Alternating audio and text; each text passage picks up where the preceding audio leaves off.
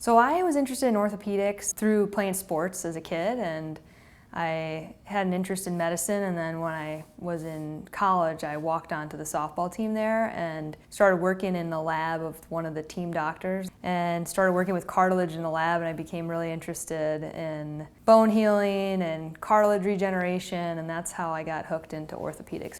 Orthopedics in general is pretty male dominated still. It's definitely better than it was in the past. As more women are starting to enter the field, more of us are having role models to look up to and just starting to consider it as an option. If you look historically, women have always been contributing, maybe not recognized as much in the past, but you can even look as far back as like Marie Curie and her contributions to X-ray, which we wouldn't have orthopedics as a field really without those contributions. And then if you look more modern now, I think one of the things that drew me to HSS and drew me to orthopedics was getting to shadow Jo Hanifin, a sports surgeon here when I was just a first-year medical student, and I think it was one of my first times in the operating room, and seeing how she had such a command of the operating room and a command of the anatomy was really inspiring, and that's one of the times I realized that this is what I want to spend the rest of my life doing. For me, it becomes so clear just when I talk to patients on a daily basis. There's things that I bring up or I think of that's different than what my male partner would, right? And it's just because we all come from different backgrounds, and so we all approach problems with our own perspective. So I think whenever you have a